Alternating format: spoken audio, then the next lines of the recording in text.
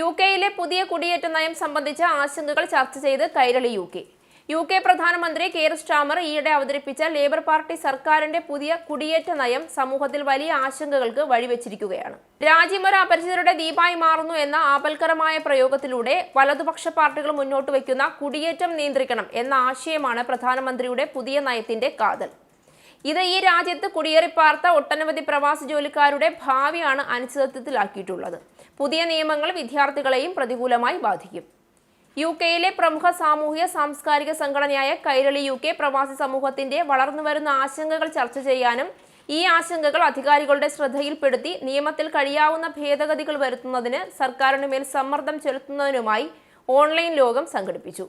British മുൻ എംപിയും Scottish national party നേതാവുമായ മാർട്ടിന്റെ പ്രമുഖ അഭിഭാഷകൻ സന്ദീപ് പണിക്കർ എന്നിവർ സർക്കാർ നടപ്പാക്കാൻ ഉദ്ദേശിക്കുന്ന നിയമത്തെക്കുറിച്ചും ഇത് സൃഷ്ടിക്കുന്ന പ്രശ്നങ്ങളും വിശദീകരിച്ചു. പുതിയ നിയമങ്ങൾ തങ്ങളുടെ തൊഴിൽ സാധ്യതകളെയും കുടുംബജീവിതത്തെയും സാരമായി ബാധിക്കുമെന്ന ഭയമാണ് പലർക്കുമുള്ളത്. ഈ മാറ്റങ്ങൾ യുകെയുടെ സമ്പദ് വ്യവസ്ഥയിലും ആരോഗ്യ സംരക്ഷണ മേഖലയിലും ഉണ്ടാക്കിയേക്കാവുന്ന പ്രത്യാഘാതങ്ങളെക്കുറിച്ചും വിദഗ്ധർ മുന്നറിയിപ്പ് നൽകുന്നുണ്ട്.